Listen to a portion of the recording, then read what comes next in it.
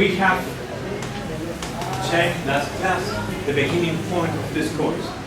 Before this slide, all what we have seen are concepts and ideas that are necessary to build all these concepts. If you remember, I have told you that we need to check first the financial statements. Why the financial statements? Because it's something that will show us if this entity is strong or is weak, and we can see after we have analyzed their financial statement if this company has problems in liquidity, in solvency, in profitability, and so other things. We could know which are the elements, the products that they are using with more relevance and so on, because not all of them use financial services in the same way. A financial statement is composed by liabilities, assets, and liquidity. And every one of these three variables is exposed to market risk. Why to market risk? Because market risk is related with interest, for example, or money exchange. And liabilities, assets, and liquidity are expressed in nuevos soles, in euros, or in American dollars. And if you have obtained these funds, you are paying an interest rate. This interest rate could be in any one of these currencies, or perhaps it could be a floated interest rate. A floated interest rate is an interest rate that will change, is variable in a time. It could be changed every day, every week, every month, every half year, and so on. It's depending on what have you agreed with your client or with your counterpart, and so on. By this, you are exposed to yield curve risk. How much are you obtaining as yield by the risk that you are running, and you are exposed to yield gap risk. In this case, yield gap risk is related with how much are you gaining by this risk, and how much must you gain if you're running this risk. If you have a difference, then you could be not in a good situation if you are not receiving the compensation, an adequate compensation for this risk. And then you have liquidity. In all these cases, you will check many things about financial statements. And in these cases, if we are speaking about assets and liabilities, we are speaking about variables that that are the consequence of the liquidity management. Why? I obtain cash by deposits, then I have a liability. This deposit, I will lend this deposit to someone, then I have an asset. Then liquidity is like a breach in this operation. By this, as it is a breach, then we as financial institutions are generating cash, but in this case with short liabilities.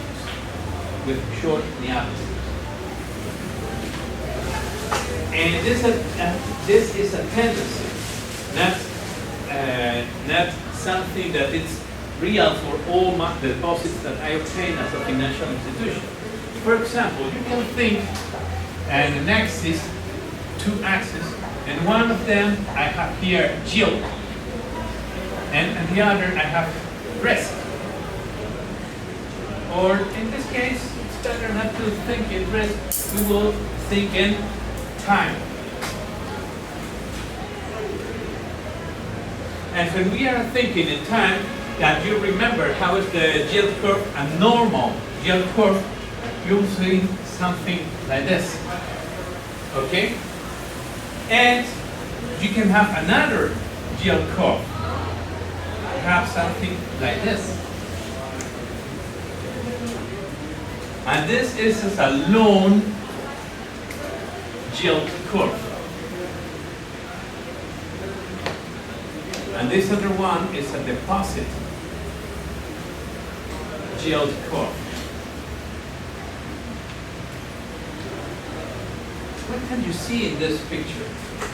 The first thing that is that is visible for you, it's not an error, it's visible, is that this distance is shorter than this other one, right now, right? Okay, for example, in this example, I have drawn just a yield curve in order that you will see that the deposit yield curve in the time is not rise not so much as the loan yield curve. Then, suppose that I will obtain a deposit for 30 days here. What is easy? What is classic in financial institutions? Right now it's not classic, but it was classic 40, 50 years ago, 2,000 years ago, and so on. If I obtain a deposit for 30 days, I will lend it for 30 days too. And I will gain this margin. This margin is X%. This is my margin for this operation. I obtain 30 days deposit and lend it for 30 days. If I obtain it for 60 days, I lend it for 60. If I have a client that will deposit for 120 days, I lend it for 120 days, and I will gain this margin, this horizontal vertical margin. Okay, this vertical margin. But if you can see, I could lend with this deposit this other operation. This could be, for example, 180 days operation. This is my cost. If I draw this line, an horizontal line in this case, you can see that my margin will be higher, X% plus delta X%. Okay? I gain more because I gain this portion under the line that I don't gain here, and I gain this difference between the liability interest rate and the asset interest rate that is higher in this period, 180 days, than in this other one. So I gain more. Then banks analyzed this and said it is better to obtain deposits for short term and lend them for a longer term in order that I will gain more. And this is a temptation, a big temptation for all financial institutions. And they fall in this temptation in all the world, not only in our country, in all the world. Principally in the United States. Principally. When the United States was a developing country, they have to do this. And right now, as they are a developed country, they do it now too. And with any difference. This is the big explanation, the most important explanation about why we have a financial crisis in the year 2007 in the United States that has expanded to all the world until the year 2009, and which consequences we are living right now. Right now, we are falling in a recession here in our country. The reason, as in the United States is recovering its growth, they are producing a recession in other countries. In one of these countries is ours. Why? Because their banks have generate cash with short liability. And when they have to do so, they must look for another client for another 30 days, for another, or for some other period in order to close this period gap. But when we have a crisis, we have a problem. First problem, I don't find clients. How can I finance this operation from 30 days to 180 days? is impossible. I can't do so. As I can't do so, the consequence is that I fall in bankruptcy because I can't pay my obligations. This is the consequence. That is more profitability, and the most part of the institutions do so. By this, we have, in this case, low cost. Now, we are seeing that this is a key factor. Excuse me a moment. Perdón, ¿puedes bajar un poco la voz? Gracias.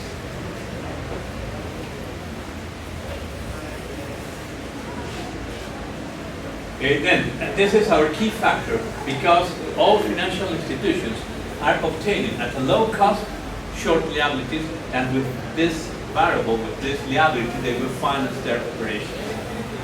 It means that as financial institutions, we need to control the entire balance sheet. Why the entire balance sheet? Because nearly all the balance sheet is composed by assets and liabilities. Assets is nearly the 90% of all the assets in the financial institutions. And liabilities are nearly the 82% of all the assets too. Then nearly all these concept items are the balance sheet of a financial institutions, and I need to check it to control them, or I could fall in bankruptcy. On the other side, I have off-balance sheet business. And at this point, we have ended last class, off-balance sheet business. And what are off-balance sheet business? For example, letter of credit. What is a letter of credit? It's a letter that a bank or financial institution issue to guarantee the exporter that he will deliver goods, or to guarantee the importer that he will pay for these goods. If you don't accomplish, and only if you don't accomplish, they will pay to the counterpart an amount that is established in this letter of credit. Only if you don't accomplish. But if you accomplish, it's not an obligation. As it is not an obligation, it's not a liability. Because a liability, by definition, is an obligation. A letter of credit is not an obligation. It's a potential obligation only if you don't accomplish. Then we can say that it is a contingent, in Spanish, contingente. Or if it happened, then another consequence. Okay? By this, a letter of credit is not a liability. It's not equity, it's not an asset, it's a potential obligation. As it is a potential obligation, it's not in the balance sheet. It's out, it's off. If we think that this white area is the balance sheet, here is the assets, here over is the liability, here under is the equity, then we have the total at the end, at the bottom of this white zone. Under this white zone, we have here this off-balance sheet business, or off-balance sheet accounts. In Spanish, cuentas de orden. And in this off-balance sheet business, I will write an amount. And this amount is the amount that I am guaranteeing to the counterpart. $6,000 if you do of exportations. I am guaranteed $6,000 of exportation. I will write here 6,000 in the side of the liability. That you remember we have in accounting something that we call, what we name partida doble, okay? Do you remember? If I have here 6,000, I need to have here 6,002. Which concept could be here? To balance here this other side. I have here 6, I have here nothing. I need to have here 6,002. The potential right that I have to collect you the $6,000 if you don't accomplish with the importation or with the exportation. Okay? This is but I will write here. Here my potential obligation, here my potential right, the same amount. And if in this way, in this place, the potential obligation that I have to pay to the other financial institution if you don't accomplish. And in this other side, the potential right that I have to collect you if you don't accomplish with the letter of credit. Okay? This is the off-balance sheet. The same is for letter of guarantees, in Spanish carta fianza, or the same thing is for when I discount, no, in the case of discounts now. With some other kinds of operations like letter of credits and letter of guarantee. For example, standby letter of credit. We will see this in future class. Now, with all this information, we have seen that financial institutions convert short-term liabilities, here you can see 30 days liabilities, short-term liabilities, into long-term assets. I will lend it in long-term. I have converted, I have transformed it. Short-term operations, in this case the deposits, is converted, transformed in the long-term. How can they do this? Because they have a lot of clients, 800,000 of clients.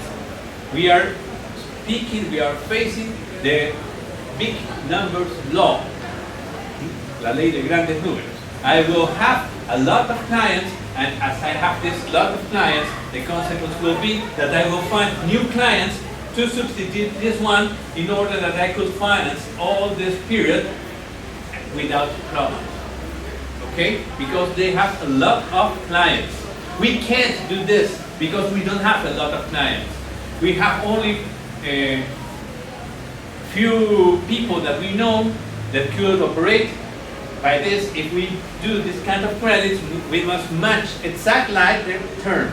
If I obtain a deposit for 30 days, I can lend it only for 30 days, not for other periods where I could have problems. And as financial institutions can do this, and they can reconcile their conflicting needs. What is their conflicting needs? The borrower needs a longer term. The depositor prefer a shorter, because the most part of the depositors needs to have their money back in short term. We are not always surplus units. We are only for temporary surplus units. But in the case of investors, productive investors, they are long-term deficit units.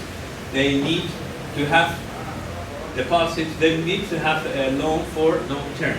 Then we have a conflicting needs, or a conflicting of interest. And by this, as I reconcile this as a financial institution, I offer more alternatives to my clients. Why? How? Simple.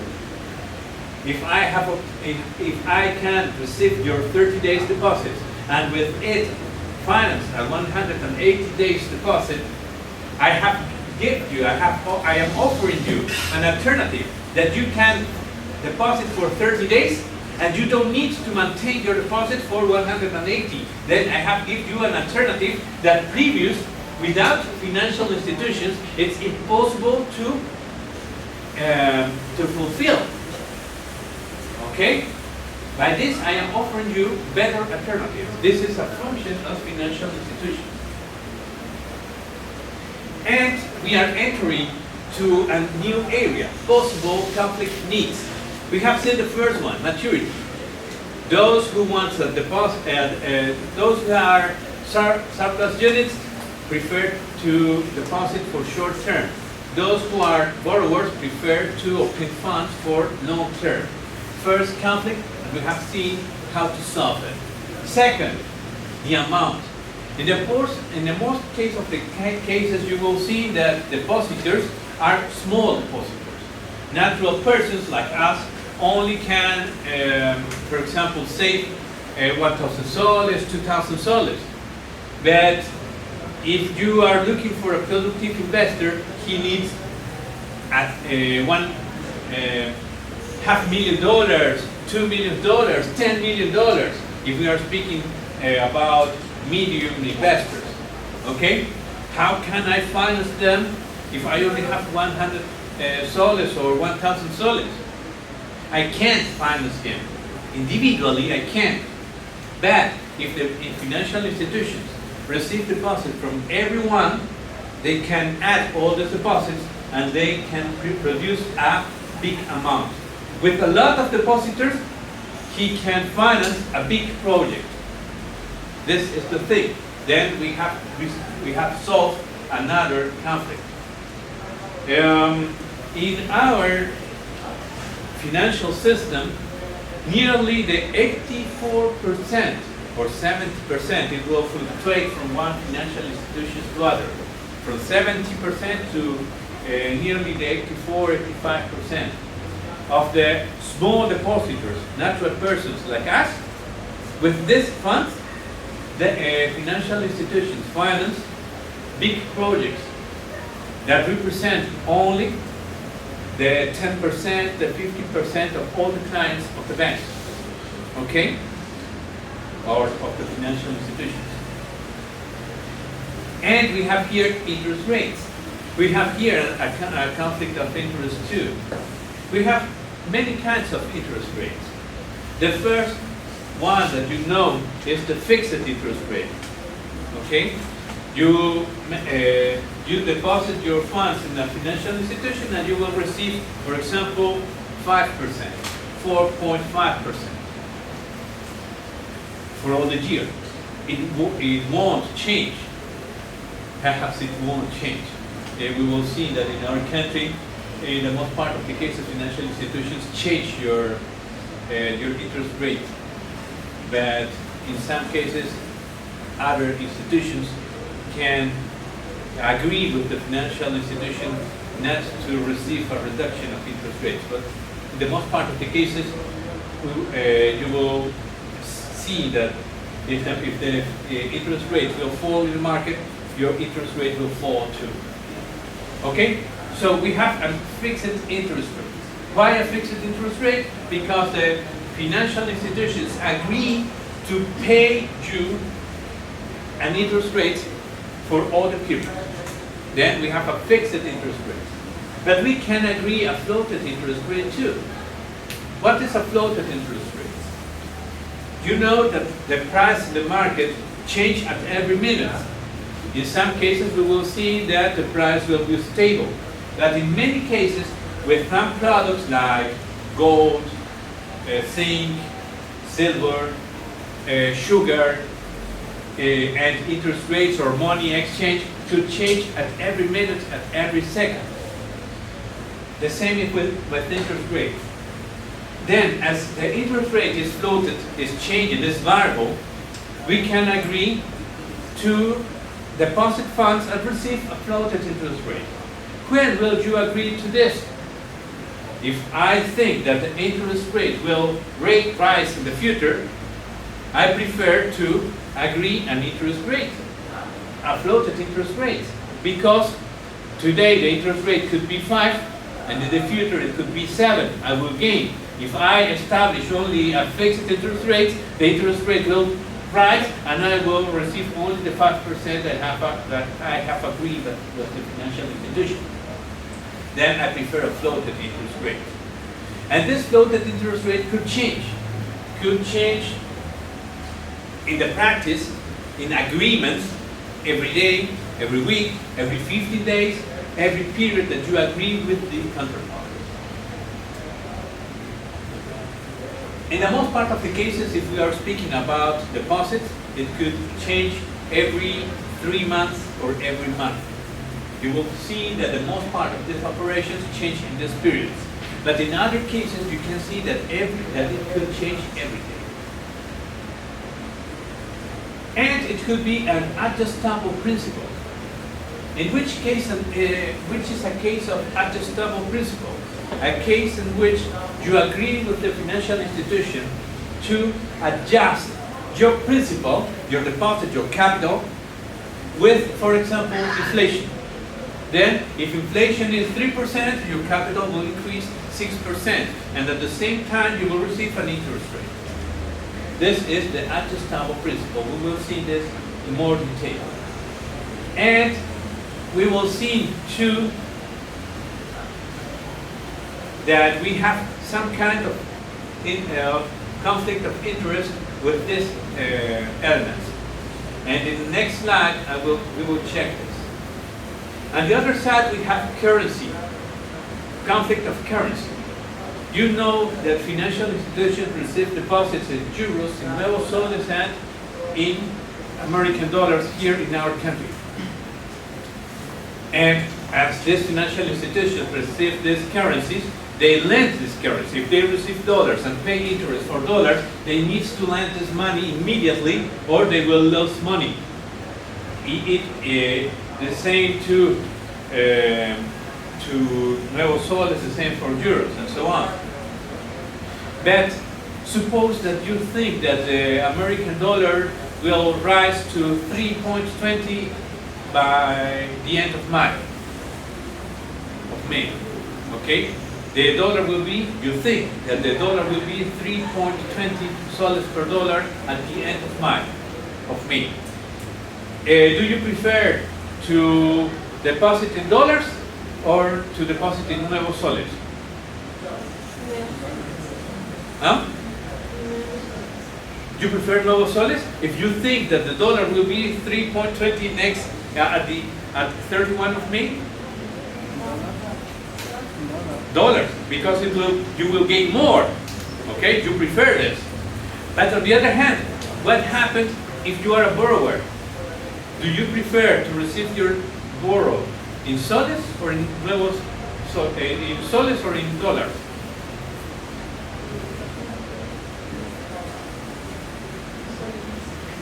In soles. Why? It's cheaper. Because it is cheaper.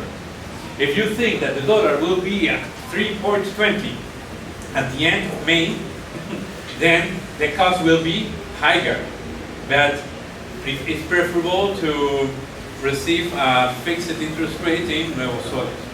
Okay? Then we have here a conflict. And banks are facing every day this type of conflict because many clients prefer to save in dollars and to receive loans in nuevos soles. What can I do? I receive only dollars and I lend only soles, but I don't receive soles. How can I lend to my clients? Okay, this is a problem for a bank. Perhaps if we don't have banks, we wouldn't have an agreement. But financial institutions can solve this problem because the law of big numbers. And how can we solve this with big numbers? They have many alternatives. The first one, in this sector, for example, these people think that the dollar will rise to 3.20. But in this other sector, people think that the dollar will fall to 2.90. Then I have the market. If you think that the dollar will fall and they think that the dollar will rise, I can have clients that they prefer to save in dollars, they prefer to save in nuevos soles. And if you want loans, you prefer loans in soles and you prefer loans in dollars. Then I will obtain the funds when I match your operation. Okay? This is because they are following the law of big numbers. And here we have the conflict of interest that I have mentioned in the last slide. That's something. Here's the lender. Okay. Expectation. The lender, here's the lender. The lender expects that interest rate will increase in the near future. Okay? So if the lender expects this, what will he think about a deposit? He will prefer a fixed interest rate, or he will floated interest rate. what will be his position?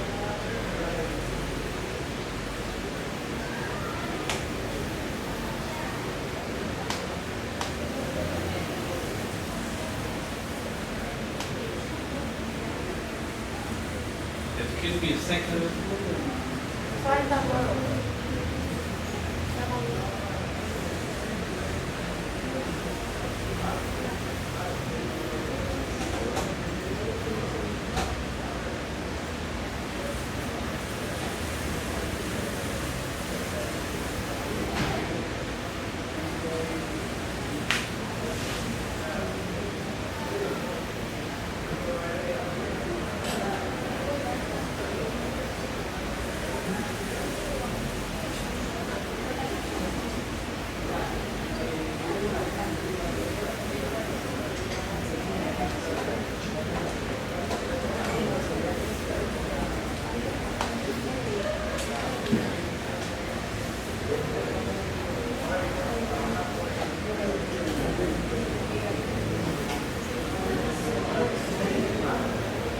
No sé por qué se han movido las figuras. La vez pasada también estaban todo movido. Okay, we have here the lender and the borrower. Expectation, interest rate will increase in the near future. We have here the lender and the borrower, and they have different interests, the same expectation, but different objectives. They will be affected by the rise of the interest rate in different ways. Then, what is their position? What do they prefer? In the case of deposits, the borrower prefers a floated interest rate if the interest rate will increase, or we prefer what?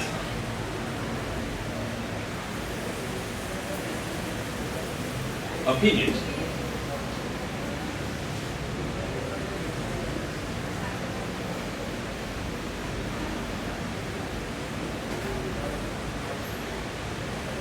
Okay, suppose that the lender is a financial institution. Okay, suppose that the lender is a financial institution. And he will receive deposits from his clients. And he will lend these deposits to someone. Okay? Then, the interest rate that he prefers is a fixed in the case of deposits. Because for him it's a cost. He prefers to fix the cost. But if he lent this money, he preferred a floated interest rate because the interest rate will increase in the future. He has fixed the cost and the interest rate of the loans will increase. Have you seen this? Okay? But the borrower preferred for his deposit a floated interest rate because he will gain more if his deposit will receive a higher interest rate in the future. And in the case of loans, he preferred a fixed interest rate because for him, the interest rate in the case of a borrow is a cost. Then he preferred to fix the cost. Here, for him, this is an income. Here is he will spend money. He preferred to reduce the cost here and to increase the potential of increase the income here, the potential of the increase of the income. Okay? In the other side, interest rate will decrease in the near future. The lender will receive deposits to finance this loan. He thinks that the interest rate will decrease. He prefers a floated interest rate. Why? Because if he thinks that the interest rate will fall, I prefer to receive deposits in floated interest rate because in the future this cost will be lower. And in the case of loans, he prefers fixed interest rate. Why? Because if I charge to you 10% and in the future the interest rate will be lower, I have agreed with you a fixed interest rate. I will charge to you 10% and not 7 or 6. Then I have fixed my income in a case in a market that the interest rate will be lower, and I have not fixed. I have a variable cost in deposits when I know that the interest rate will fall. This is my my gain. But the borrower has something different. He prefers fixed interest rate if he expects that the interest rate will decrease, because for him the deposit is an income, so he prefers a fixed interest rate. But in the case of loans, he prefers a floated interest rate. Okay? Then, deposit. For a lender, he prefers floated. He prefers fixed when interest rate will decrease. He prefers for loans fixed. He prefers floated when the interest rate will decrease. Opposite, complete opposite. Opposition. In this case, the lender, when the interest rate will increase, he prefers fixed interest rate, but he prefers floated. And in this case, if we are speaking about loans, he prefers floated, and he prefers fixed. Again, opposite. And this side is opposite with this other, and this side with this other. This is something that you must take in account. If you're a banker, if you are an entity that needs to finance his operations, you need to think, what will be the future? In this future, what will be happen with the interest rate? And with this position, with this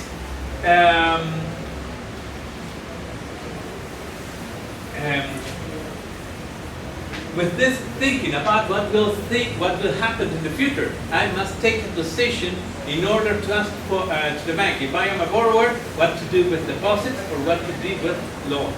If you're a banker, the same. What to do with deposits, what to do with loans. And remember, if you go to the bank, you and the bank have opposite positions. So he will offer to you what you don't need. He will offer to you what for him is better, not for you. And this is something that has a conflict, because if you know the company that offered to you a service or a product must offer to you what is better for you. He must offer to you the best product, okay? But they don't offer to you the best product. They will offer to you what for them is best. Then if you don't know this, you will accept what they are offering you.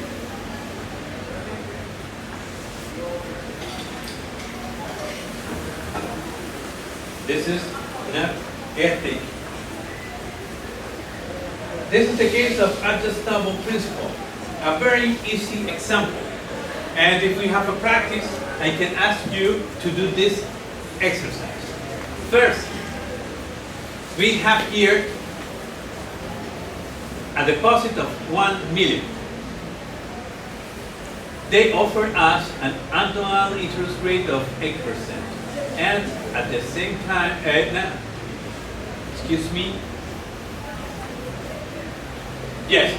annual interest rate of 8%. And this interest rate will be paid annually at the end of the year. I do so only to present you an easier example. We won't have interest payment every 3 months, every 6 months, no. Only at the end of the year. Okay? And this capital is subject to inflation. It will be adjustable by inflation. We will suppose that at the end of the year, we will have an inflation of 6%. Then 6% multiplied by 1 million, D equal 8 times C is 60,000 soles. Then your principal will be adjusted by 60,000 soles. Principal plus principal adjustment is 1,060,000 soles. And now, only now, I will apply interest. Interest will be applied over the adjusted principal. Then, what is the interest? 8%. 8% times 1,060,000 soles is 84,800 soles. So we will operate the adjustable principle. First, you must adjust the principal. Then you must adjust the interest. In this order, not in other order. If you apply first interest and after it you apply the adjustment, you will obtain the same result. You will have the same amount. You will have this one plus this other one. The amount, the final amount will be the same. Mathematical will be the same, but not conceptually. Because if you record this operation in your accounting, interest are only 84,800, and a principal adjustment is only 60,000. This is by an accounting rule. You must do this in this way, in this order, not in other order. If you do this in another order, you will obtain a 0 in the practice, in this question. Okay? You must do it in this order. First, you must adjust. And second, you must estimate the interest over this adjusted principal. Okay? It's very easy, but you must remember the order. Here we have an example. It is derived from financial statements. In financial statements we have fixed funds. And these fixed funds come from long-term and will be derived, will be lent or channelized to long-term loans. And in a financial institution, what is a fixed fund? A fixed fund is composed by equity, because my equity is for long term. My stockholders won't ask for this funds. Then fixed funds in a financial institution is composed by equity, but not only equity. It's composed by all these deposits that are in my all these deposits that I have received for more than 1 year. All deposits that have these characteristics are fixed funds too. And all these deposits are channelized to long-term loans. If we see again this graphic, if I obtain, we will suppose 360 days, 400 days, if I obtain funds for long term, I will lend it for long term from this line, from this horizontal line to the right side. Okay? On the other side, I obtain these two zones that are current funds. Current funds are funds that are deposited in my financial institution for less than 1 year. I must return these funds to my clients in no more than 1 year. So these funds are current, corrientes. I can lend them in theory only in short term. Okay, if I lend here funds and this is 1 year, this horizontal line means 1 year, it means that I can lend this amount in this zone, only in this zone, not in the other side. If I lend them in the right side, I am running the risk. The most part of financial institutions are doing so, but they can manage this. So this zone is current funds. But what happens? If you see the graphics, I have obtained here a 30 days fund. And as I have obtained this funds, at the end of this 30 days, could happen two things.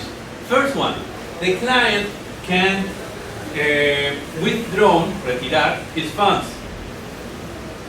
But I could receive another client and I substitute this one with another one. Okay? In order to do this, to have an easy explanation, we will suppose that this new client has the same amount. And when this client withdraws his funds, I will obtain another client for the same amount again. Okay? By substitution, I could maintain these funds for a long period. And when I do so, these funds are permanent. Legally, they are short-term funds. But in practice, they are long-term. Because I always have this amount. I have always a new client who will deposit the same amount. By substitution, I always have the same amount. On the other side, it could happen that this client, this first original client that has deposited for 30 days, don't withdraw his deposits. He will deposit it again for 30 more days. and then for 30 more days, and so on. Then the same client legally is a short-term client, but in the practice, he is a client that is with me long-term. Then financial institutions estimate this amount. They have the statistics and they determine that they have current accounts, that these current accounts are permanent. I know that I never have less funds, less cash that is represented in this blue line. So these funds are permanent. Legally, short-term funds. In the practice, permanent. So these permanent funds could be lent, could be lended in long-term operations. So long-term operations. Or perhaps I could lend them in short-term operations too, to finance suppliers or credits or some other thing. At the same time, I can estimate that I have temporal current funds. These funds that have variation. I know that I could have this peak and a few days or a few minutes after I don't have anything. They have withdrawn all these funds. So I know that in my cash I have this variation. This picture, this graphic is valid for every kind of institution, not only for financial institutions. But in this case, financial institutions use this graphic more than others. And temporal funds could be lent only in short-term operations. Because if I lend this portion in long-term operations, I am running a very high risk, because as this is temporal, this is only temporary fund. In few days I could have anything, and I can't receive another depositor. I can't substitute these amounts. So these amounts can't be lent for long-term operations. And this is the more easy and statical graphic. We can see this other one that is similar, but it's more dynamic, more representative of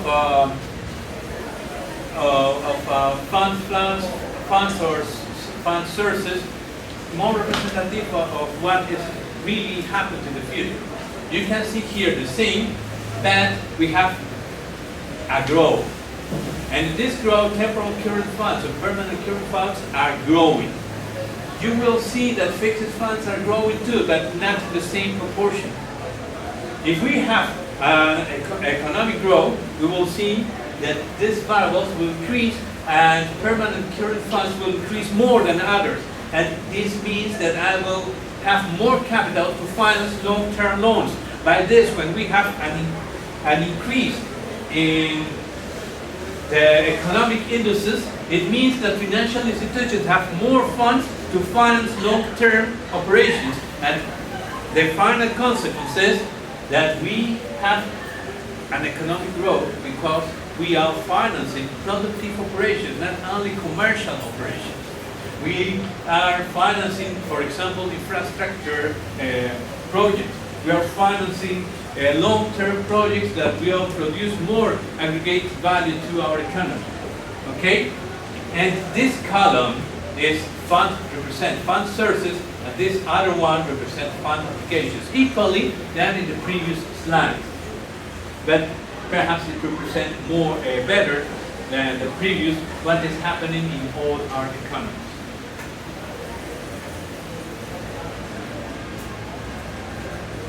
Here we can see an example about match amounts. For example, we have here deposits. We have many clients. They have deposits, their funds in different terms. 50 days, 30, 45, 60, and these amounts. Okay? What I am doing as a financial institution, I will receive this amount and I will lend them. I add all these amounts, I have a sum of $1,280,000 soles, and I will lend them for 360 days, 1 year. With short-term deposits, I have financed a long-term loan. Then, what is my risk? I can have a mistake in term mismatch. What is a mistake in term mismatch? That I have financed this long-term operation with short-term operations, and the consequence could be that if this depositor withdrawn their funds, I could have a problem because I don't recover this amount in before the 1 year. In these cases, the central banks lend money to this bank because it means that this financial institution is not in a bad position. It means only that they have a temporal problem, a temporal cash problem. And in this case, we have seen something very interesting that I have explained here to you, that I have gained more because I have obtained these deposits at cost, at a lower cost, and with this lower cost, I have financed a long-term operation. Okay? I am gaining more. But this case is opposite. I have here a deposit. Someone has deposited 2 million for 1 year. And I lent this amount for 50, 30, 45, and 60 days. And all these amounts is equal to these 2 million. Okay? Then it's opposite because I have obtained sources for long-term sources, and I have channelized them to short-term operations. But with this explanation, it's possible to do so. Will I obtain a profit? Can I obtain a profit? When I finance with long-term operations or long-term deposits, I finance long-term operations? Yes, it's possible to obtain it. But when I do so, and sometimes it's not so rarely, sometimes financial institutions do so. What happened in this case? For example, I obtained here a deposit, and this is my cost. Okay? This is my cost. I only can lend this amount to both clients, those clients who are over this horizontal line. Because if I lend money in this zone, I will obtain a loss. Then, if I finance with long-term, short-term operations, I must take in account that these short-term operations don't produce me a big income. They produce me a lower income. Then my margin is not so big, and I need to estimate in which term I will have a balance, an equilibrium.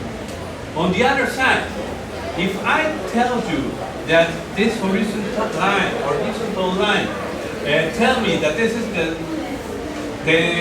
term in which I have a balance, okay, I have a balance, a financial interest rates balance, and only this, but I have operative cost. And when I have operative cost, this is not the zone in which I could lend this money. I need, for example, to lend here. So this is the minimum margin that I must obtain that is higher than this financial cost, but I can lend in this zone, in this black zone. I must lend this money at the right side or I will lose money. Okay? In this case, my problem is not like here, a risk in mistake in term mismatch. In this case, my risk is in interest margin. Because if I don't estimate well this risk, this interest rate, I could have losses.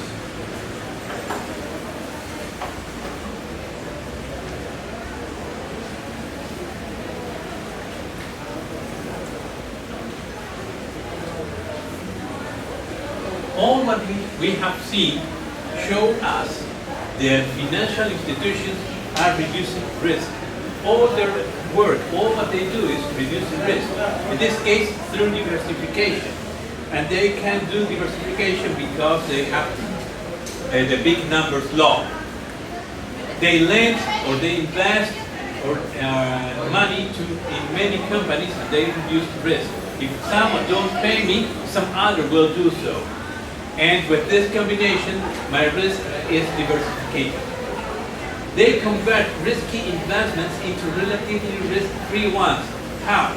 If I lend money to someone, only to one client, and he don't pay, my risk is concentrated in him, and I will lose all my capital. On the other hand, if I lend money to 100,000 people, the consequence will be that if only 1% of these 100 people don't pay me, I will have a lower lose. Perdón, ¿podrían hablar más? Perdón.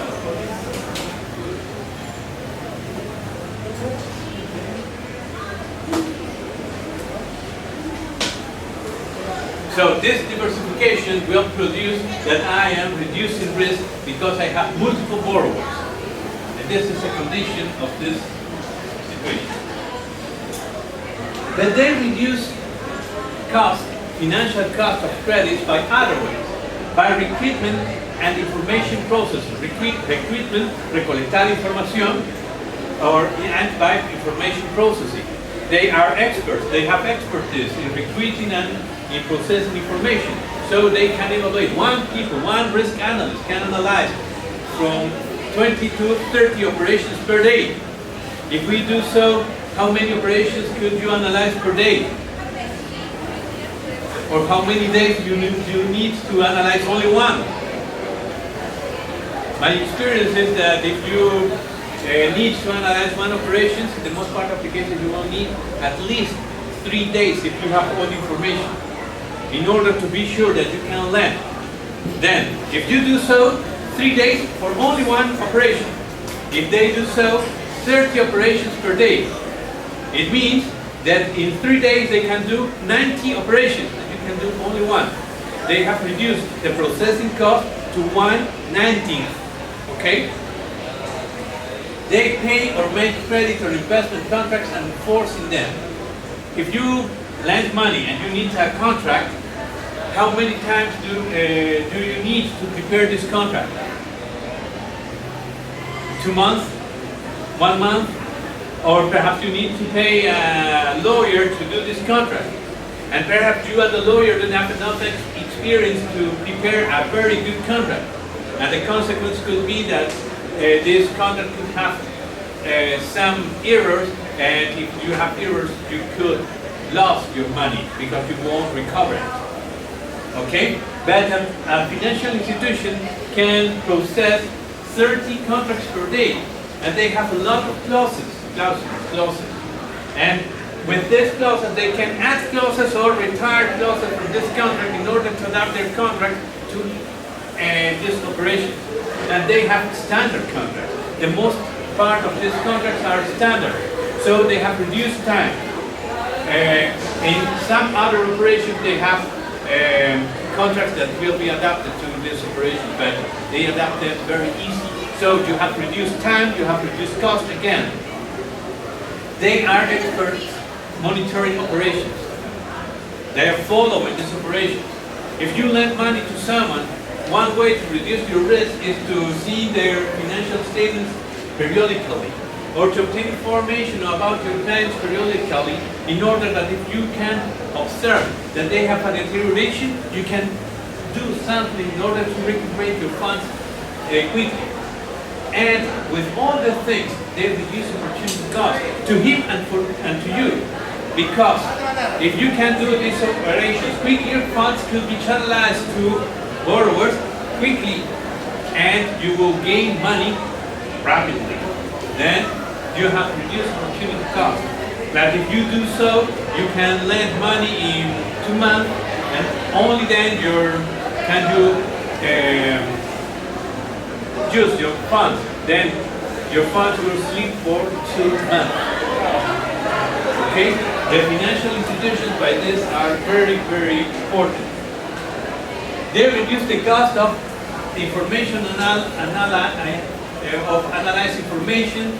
when a borrower needs funds, and they have a convenience denomination matching small deposits with large deposits, or with how I have showed you how you can obtain short-term deposits and lend them to long-term loans and vice versa. They do this very easy, and they can receive deposits from different amount denominations, because they can add them or they can divide them and lend them to other clients, because they only are accumulative organizations. They accumulate funds, and when they accumulate these funds, they lend them to others. We can't do so. So it's another advantage of these entities.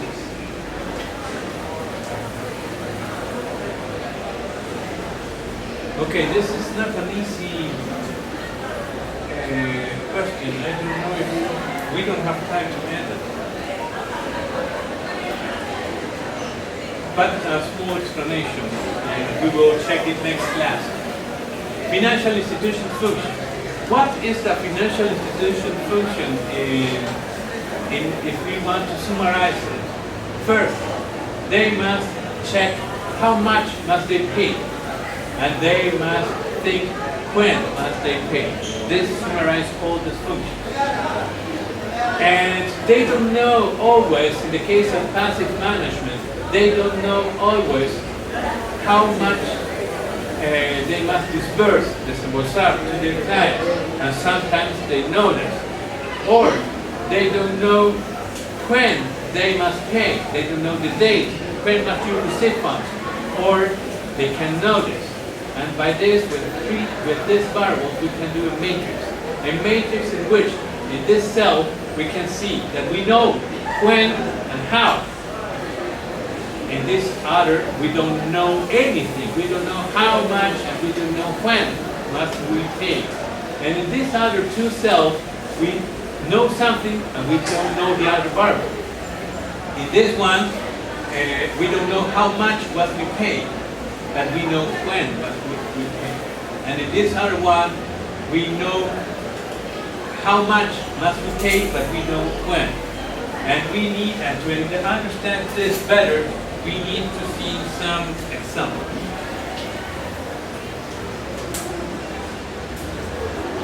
Okay, it is all for today. Thank you very much. La lista, ¿verdad?